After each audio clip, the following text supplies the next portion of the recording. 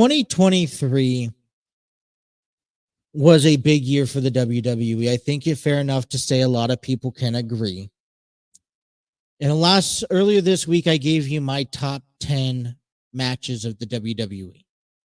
Now I want to come back and give you my top 10 athletes, wrestlers on the WWE. Yes, this is a co-gender top 25. I have a top 25. I created a top 25 early this week. I'm only going to share my top 10. Now, names that are not in the top 10 is people like Kevin Owens, who I think has had his success at the hands of the Sami Zayn and the Bloodline feud earlier on in the year.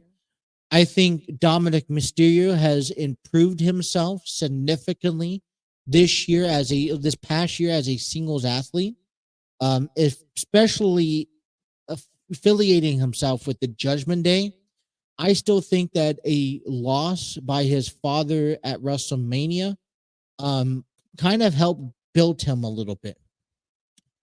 Just not making the cut is Becky Lynch. She comes in at number 11, but she's a wrestler noted in this list because she, whenever you carry someone that is a Hall of Famer like Trish Stratus, and don't get me wrong, she did well for herself in the ring. I think that's, also worthy of an accomplishment throughout, someone's career. Bailey with Damage Control, Baron Corbin has resurpassed himself a little bit among, in the NXT. And, then we get down the list, Asuka, Dragon Lee. So I'll post my top 25 list, but I have my top 10 for you today. And starting off at number 10 is going to be Jey Uso. I think one of my biggest excitement seeing Jey Uso in this top 10 list is because, he's branched off. He had to separate from this bloodline, and he's had to step up to the plate a little bit. He wanted his own singles career, and sometimes when you're stuck doing a brotherly, tag team deal, it's a bit hard. I think he's handled himself in the ring, pretty well. He's earned himself a main event shot. Hopefully this isn't just something that bypasses by. So Jey Uso comes in at number 10. Coming in at number 9 is Damian Priest. One of the two Judgment Days I really like to highlight in this top 10. He's won the Money in the Bank. He didn't have a WrestleMania match, by the way, which I thought was pretty wrong to leave him out. But he made that up at a Backlash where he carried Bad Bunny in Puerto Rico, which was a really big event. I think that pay-per-view alone sparks a lot moving forward for the WWE. So, they excelled tremendously. You saw a lot of, like Carlito, LWO, Rey Mysterio at the time. So, and then he goes on to win the Money in the Bank. And, now it's kind of who's in power, Damian or Rhea. But he's setting himself up pretty nicely. That's why he comes in at number 8. Number 9, excuse me. Number 8 is LA Knight. Every year I think there is an athlete that gets a heavy push in the WWE, regardless if they win a championship or not. LA Knight was one of those this past year. Back in 2022, I think the argument could have been said about Austin Theory, although that did not really quite work out. Where is he at now? LA Knight feels like he's fitting in that role. It's kind of built up throughout the first half of the year, and now it's carrying into 2024. He's had himself a championship match, and he's not wasting time. And what I like about it is that he is one of your faces that has a lot of fan reaction, to his to whenever he comes out. So I tremendously like LA Knight. That's why he is in number 8. Number 7 has to be Logan Paul, and I know I'm going to get a lot of mixed comments and mixed feelings about this. You can't deny, regardless if you like him or not, what he's capable of doing inside that ring. He may not be the best outside the ring, and that's forgiven, but he's took some chances.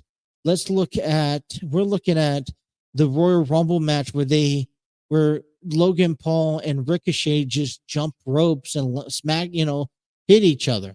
Then you take a look at Logan Paul and Seth Rollins at WrestleMania, having that WrestleMania moment. Now you're looking at Logan Paul going back, having that feud with Ricochet to a SummerSlam match, which was, I think, a fairly good match for what we're looking at. Then you're looking at, becoming United States champion, defeating Rey Mysterio. And, the way that we're seeing this now is that he could be a eventer inside. I mean, inside WrestleMania this year. So, although you may or may not like him, I get that, but you can't deny what he's capable of doing. He's definitely worked really hard to earn his position inside that ring in a shorter period of time. Number 6 is Roman Reigns. This is another controversy statement that I will have to just take a grind for, because Roman Reigns, he's at the top of the food chain still. And as long as he holds that title, I think he always will be. And this one's a bit difficult for me, because yes, he has to be in the top 10, in my opinion. There's a lot of history. There's a lot of, stuff going on that's riding on his championship reign, his success, but he has not defended this title accordingly. Only 11 matches last year alone. Yes, he's had some incredible matches, but only 11 matches. I feel like they threw in a Logan Paul, or they threw in, an LA Knight just to bypass some time to get through another year. But, he hasn't really, he has not been a game changer in the WWE, and he hasn't really done anything to say, oh, he should be number 1. So that's why he's number 6. Number 4, Rhea Ripley. This is that other part of the Judgment Day that I was talking about. I think she's taken a bigger stand and a bigger role last year compared to Damian Priest. She goes on, wins the Royal Rumble. She ends up winning the SmackDown Women's Championship, defeating Charlotte Flair. She carries this title prestigiously. She's carrying the Judgment Day. And although there seems to be cracks and feuds inside the Judgment Day, it doesn't seem like it's gotten to her at all. Rhea Ripley fits at number 5. She's probably the top woman in the WWE, including now. And she's just waiting for that next opponent that could dethrone her.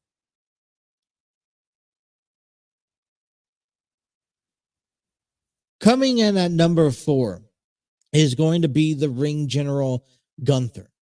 And I think someone, a wrestling fan who's watched WWE from start to beginning has to agree with me that Gunther deserves to be in this top 5, or even in the top 10 in this position. He went toe to toe at the Royal Rumble last year, where he entered number 1, and he lasted all the way until Cody Rhodes eliminated him. He went on and had a brutal triple threat match, that ended up was probably the match of the year.